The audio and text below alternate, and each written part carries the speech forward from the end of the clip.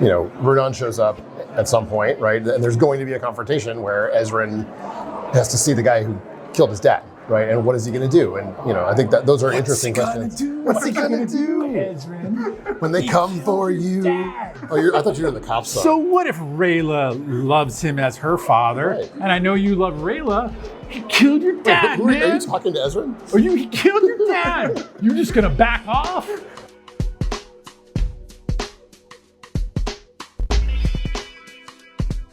Gentlemen, thanks for taking the time. Can you go ahead and just introduce yourself for those who might not know who you are? Sure. I'm Justin Richmond, co-creator of The Dragon Prince. I'm Aaron Ehasz, co-creator of The Dragon Prince as well. I love it. So you guys, we just got out of the season 7 panel. Super excited that we went through how all the arcs came together, and then eventually we ended up talking about maybe arc 3 in the future, but I kind of want to stay in this pocket of season 7, if that's okay. Yeah, sure, please. So I love the emotional weight that this season seems to be bringing, especially with what we saw in season 7, episode 1. Yes. So can you kind of talk about the emotional burden that these characters are now going to have to take on as they step into this next journey in season 7? Sure. You want to go? You want me to go? Go ahead. All right. Yeah, it's crazy, right? So Katalis burned down, spoilers, because of a dragon attack. And that's a big deal. Like, no one's dealt with that yet, right? So Callum has just arrived at Katalis. Ezran's just arrived, right? They're all kind of getting back there and reacting to what's happening. And I think there's going to be a lot of raw feelings about that, about what's going on in the human kingdoms and what are they going to do next. And like, I don't want to spoil 701, but like there are moments where there's an obvious, like an instant reaction to something, and then that cannot be fulfilled due to what happened in season 6.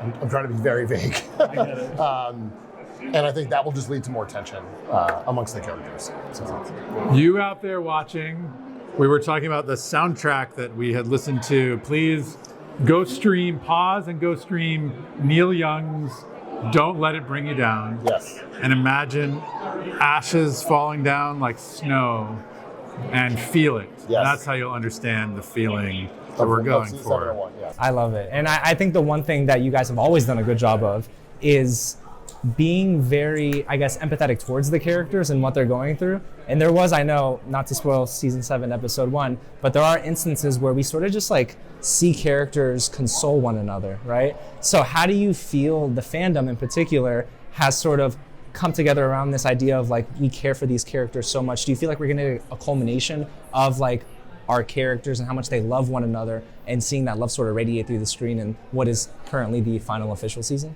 of The Dragon Prince? I feel like that's a better question than I'm going to give an answer to. Like, I feel like there's some baked in observations that I think are really strong, which are, there's some really powerful, tragic things that everyone has to work through, and we're feeling anger and grief and sadness. But one of the beautiful things about these characters is many of them love each other and support each other, and so we see those moments and how powerful they can be. So it means something, and these things we all go through in life over different things, and so hopefully seeing how our characters work through these difficult emotions is something that's meaningful. Love that. What about you, Justin? Yeah, I mean, I think I'll just say, good job, Aaron. No, I think... when sad, big hugs. Yeah, exactly. No, Hugs make sad, make happy. less sad, maybe one day happy. This is a Soren poem, Yes, we can write it down later. Yes, exactly. No, I think a lot of where we've been building up to is coming to a head with season 7, and so seeing the characters react to what's happened, but also to each other, where like some of them haven't been together for many seasons, and Renan and all these different things that are happening to the characters is interesting, and so I think getting to play that out on screen is really interesting. So I love that. Yeah. Do you feel like you had any sort of emotional tie to season 7 that you didn't have to any of the previous seasons? Because I know there's a lot of weight to what's to come. Erebos is out. Claudia's dealing with a lot of grief. Terry's on the brink of exploding because he's like, hey, I love you, but I'm not going to stay with the giant Erebos. I'm sorry. Yeah. So has there been a certain emotional attachment to season 7 that you had that you didn't have with 1 through 6? I think for me, it was specifically that it was the last one we were writing for a while. Like, knowing that when we were doing it, like, we're not going to get together in the room and like do more of these for a little while. Hopefully we will in the future get everybody back together and do the thing. But that I think was more emotional for me than like getting to play out the story was super fun because it's like, oh, we know we've been building up to this for so long. It's really cool to get to play this out. But it was more like every time we did a recording or record with the actors, it was like, oh, it's like the second to last time we'll ever do this for this series. It was like, yeah. So that was bittersweet for sure. Of course. How are you? Yeah, I mean, season 7, for a lot of our core characters, it's a culmination of emotional journeys, right? So Hezron loses his father on the first episode of the series, and now he's found that he's lost the entire, kingdom of Katalis, that everything is in ruins, and he's feeling some responsibility over that. So that's a lot of pain, a lot of responsibility. How is that going to translate, right? He's been this like very idealistic, hopeful, positive character. Well, you know what? He's angry. He's going to feel angry. But how is he going to process that? Yeah. It gets a little more complex as you get into Callum and Rayla and how they fit into that picture and their connection to what has happened. Moving out another step, what about Claudia? She's just been fighting the last couple seasons to keep her dad alive. And she failed. Or ultimately, it reversed. Yeah. Where does that leave her? What does she resort to? Is she broken? Where does she still? What does her love to Terry mean? What happens to her love for her father? Is that going to translate to anger, or how will that manifest? That was something that's something that's interesting to watch in season 7. So yeah, I love season 7 and where we find our characters and what they're struggling with and how they're struggling together. Yeah, that's an excellent answer. I mean, I'm guessing we're going to see more Claudia then in season 7 than we did in season 6, right? Are we going to maybe get more of a deeper dive into where her mental state is? We will see more. Yeah. We will see some development. Yes. Yeah. And speaking of seeing more of a certain character, you mentioned this to me a little while ago. You said there's more Erebos to come in season 6 and season 7. And I'm like, okay, I wonder where that's going to come in. Yeah. I do think it sounds like we're going to get a lot more Erebos in season 7. So can you kind of... I mean, that's true. There's no way you can hide it. Yeah. He's one of the... He's there. That's right. So do you feel like Erik Todd Dellums, how was it working with him and giving him maybe even more of a runway to say just like be yourself and have a ton of fun in season 7? Wonderful. It was because also like he brought the kind of godly epic presence to all these previous seasons, and now he gets to be in the mix with the characters. And like one of the things, I feel like there was almost like this like moment in season 6 where he tells us his backstory, where we're like, oh, he's not just a weird, mysterious god figure. Yeah. He's an elf, but he's human. He has feelings. He has love. He has a broken heart. He has tragedy that he's working through. And so now he's here in the flesh and interacting, and it matters. And he's still this godly presence, but he's in the mix. And it was so much fun working with Erik in the full range of what he's capable of this season. Typically, in the past, he's interacted generally like 1 or maybe 2 characters at a time, and now he's getting to play with the whole cast, so that's pretty fun. I love that. Yeah. Now, I do want to switch gears to maybe the human side of things, because I know a lot of my fan base on YouTube, they love Amaya a whole lot. Sure. So are we going to see like a little bit more of Amaya and Janai this season than we did last season? Or is it relatively about the same and it's just maybe them interacting with more of what's going on now and how do we defeat Erebos?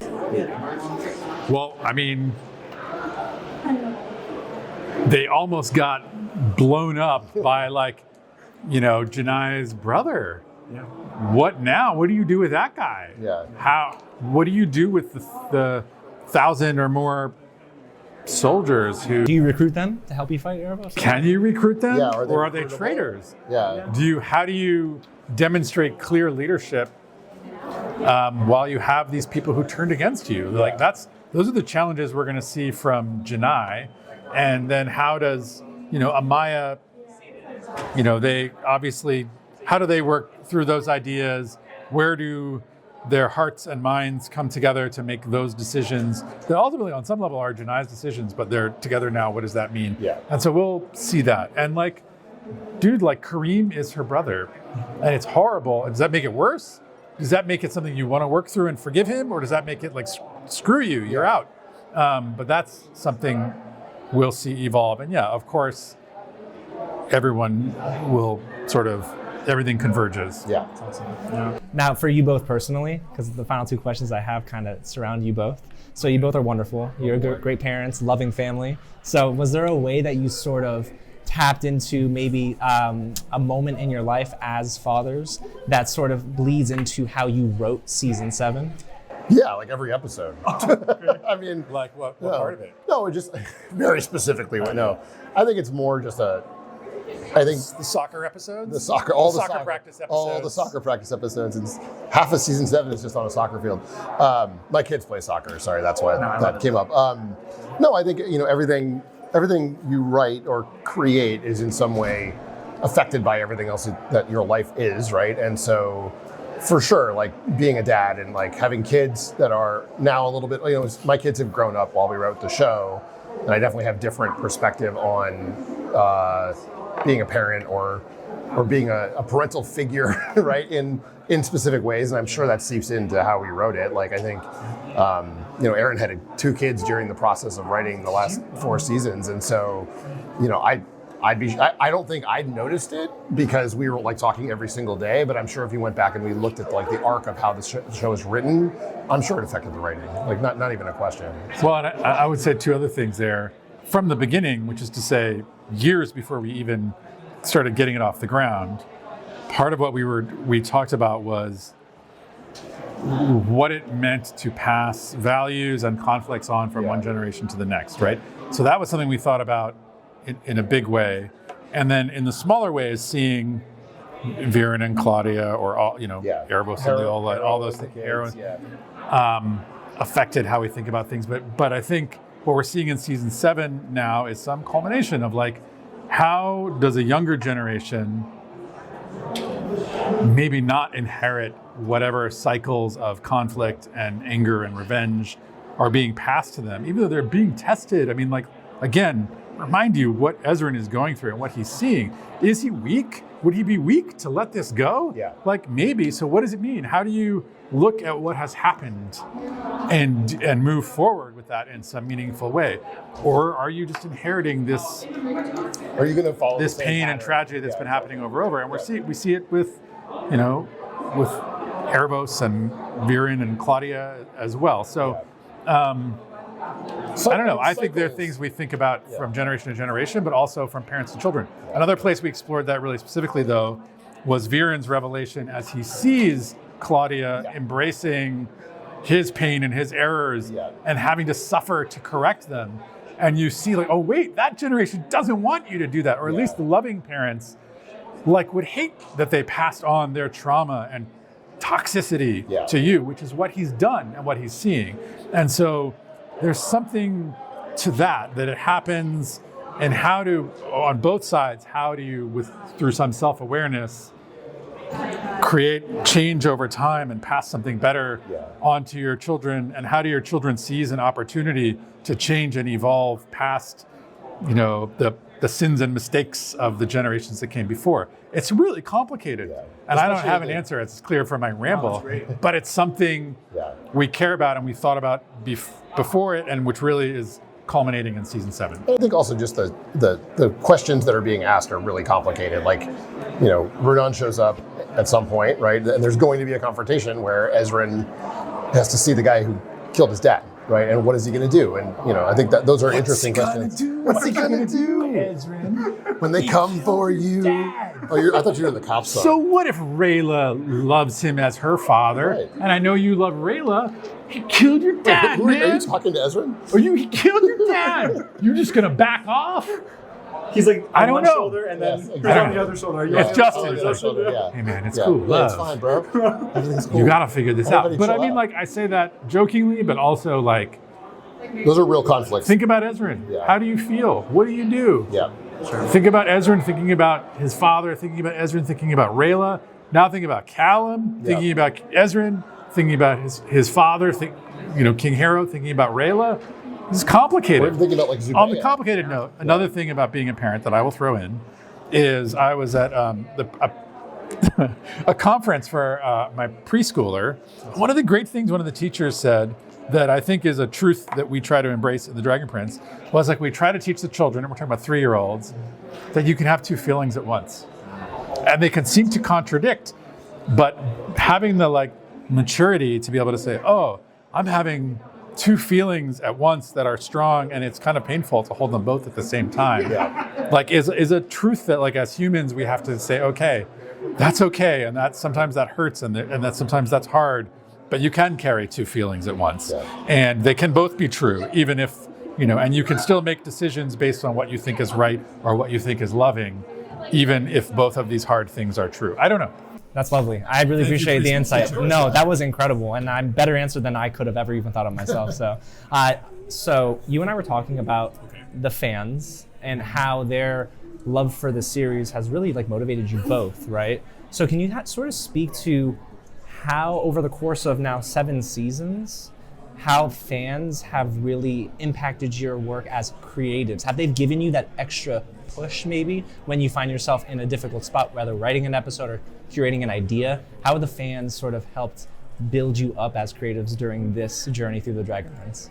Yeah, it's interesting. I mean, I think I've been lucky enough to work on franchises that have really passionate fans before, and it's always motivating. It's like, oh my God, let's not screw this up so that, let's not ruin all of the good feelings out there. I want to make something that is true and awesome to what we're writing or what we're doing, what we believe, that also will resonate with the audience. And in some sense, you can't worry about every person. Like, you're not going to make every person happy, but I don't know. To me, it was very motivating coming into seasons 4 through 7 to be able to be like, people love this thing. Like, let's make sure we go out on the right note. Like, we talk about this all the time. Like, how are we going to make sure the end of season 7 is something where people are like, damn, they nailed the landing. Like, they did 7 seasons of this, and like the last episode was awesome, and I want to see more of this. But it's always that trap of like, I don't know whether we're going to get more seasons. I hope we do, and we're going to fight for it. But like, what if 709 is the last episode we ever did? Let's make sure that it's friggin' amazing so that everybody can go bananas for it. Yeah, and talking about holding those 2 things, I mean, you have that empathy and desire that it resonates with your audience who loves it, but you also have that responsibility as an artist and as a creator to commit to the characters and who they are and what their paths are, no matter how heartbreaking or tragic, right? Yeah. So you have to hold both, and you have to trust really passionate fans to accept even hard parts of an ending, right? Yeah. And so that's part of it too. In terms of bigger picture, what I would say is like, one of the things that we were talking about this earlier, The Dragon Prince exists as 7 seasons because of fan passion, because people have attached to it and cared and come back season after season because they've told their friends and family to check it out and try it. That's why we've had the opportunity to tell this story at all. So we always feel a lot of gratitude, but I think also we feel real attachment, which is like, we're not those artists who are like, I make it for myself. I don't know why I'm talking in like some fake French. We as a French, we make it for ourselves. And if they like it, good. If they don't like it, screw off. Yeah. I'm sorry, Christoph. Yeah, so we're not that at all. Like, we really do, we need to be true to the characters in the world, but this experience that is shared with the fandom of The Dragon Prince matters so much to us. And I don't know, I'm so grateful that we're making something that has found people who connect with it and who it means something to them. And it's such a blessing as a writer and creator to have this experience. Like, this is like what you hope for when you're trying to pursue a career like this, in addition to unlimited riches, which maybe we'll get to unlimited riches in the next show. Exactly. But this time, the love and the connection is really amazing. So. Writing the last thing doing the last piece of anything is terrifying. Like, if you look at like TV, just in general, like how many shows people really didn't like the last season of, it's a lot. It's not like 1 or 2, it's like 30 or 40, and you're like, there's just a lot of pressure, and so I'm glad that we got the space and the time to do the thing we wanted to do, and it's definitely the vision that we set out for. So hopefully everybody loves it at the end. Yeah, I feel like they will. So speaking of the end, Yeah. I know I'm not going to ask you to spoil anything. Of course, I know all my followers are going to be like, ask them what happens at the end. I'm not doing that. No, to we you do get that guys. question. all the We are time. not going to tell you which character wakes up and reveals it was all their dreams. Yes. We will never tell you which character it was, but you can speculate. It's going to be character. Soren. You think so? It's like, oh man, Claude. Oh, I had this crazy No, dream, it's and gonna like be Newhart. it's actually Bob Newhart. Bob Newhart. We got him in the booth. Can you imagine? Right if in we did the that end. just in case. Anyway, sorry. No, that's good. I Yeah. love it. What was the final feeling? How would you describe how you felt the moment the final script was turned in, all the finishing touches were put on, and you said, that's it, that's the end, that's a wrap? TV is really weird because, so when we finish a video game, there is a day where you're done pretty much. Like, well, on a single player video game, there's a day where you're like, that's the gold master, and we might fix some stuff later on, but like, that's it. That's the vision. It's done. It's December 1st, it's done. And then it goes out and gets printed and everybody, you hold your breath. TV is not really like that because there's so many steps along the way where you're like, okay, we turned in the script. That's the last time we did that. That's sad. Oh, now we recorded it. Oh, that was really sad the last time we got to hang out with the actors. Okay, here comes the animatics. Okay, well, that's a lot. You know what I mean? There's like a million. I found the last records very hard. The last record, that was Because the day. For being sure, with that was being the with day. the actors and some of the performances and the actual tears in the studio were really like, oh my gosh, I can't believe we're here. That was the most emotional day for sure. Whose last record was the hardest for you guys? They were there together. It was a group. It was a group. We actually got a lot of people, which was awesome because it was past COVID, so we were able to get everybody back in. Because the way we always had recorded the show up until COVID was everybody was in on the same day, and we would literally just bang through 2 scripts in 2 days, and it was awesome. It was like a family in there. And then during COVID, that sucked because we had to all the rules. You had to have one person, all this stuff. So we did get to bring everybody back for 709, which was awesome. So yeah. And lastly, if you could just give one word to describe how fans will feel about season 7 or what they could expect, what word would you use? Horrorulation. That's a terrible word. Horror and elation. Two feelings at the same time. Yeah. So- 2 feelings at the same time. Satisfaction. Satisfied? There you go. With a D? SAT. Satisfied? Yes, that's good. I don't know. That's stupid. No, but you made a lot of people cry probably. Yeah. I mean, I don't know. I don't want to give anything away by I think saying satisfied is a good one. Satisfied. Satisfied. S-A-D. That's weird. No, it's a dad okay. joke. Okay. Dads, it's all right. It ties into the whole theme of the interview. It's brilliant. I think a little bit heartbroken and deeply hopeful. That's satisfied. Okay. Making it simpler. Okay. It's good. I love that. It's good. That's amazing. Yeah. But yeah, alrighty guys. Well, I know you guys got to run, but thank you guys so much for taking the time. And I can't wait to see season 7. Look at the camera. Thank you, James. Thank you, James. You're the best. We love Thank you, sir. Thank you, Yeah. guys. we love what you do. Yeah. We love the way you help us connect and help us all connect with each other. Yeah. So And I appreciate you both because followed you guys' career, and Aaron, your interview made me really nervous until you're like, hey, you want to Zoom the day before? And I'm like, yes, dry run, absolutely. So thank you guys Now you're a for. super pro. Oh man, I appreciate that, Justin. Thank you guys. Thanks guys. God bless you Cool. guys. Awesome. Thank you.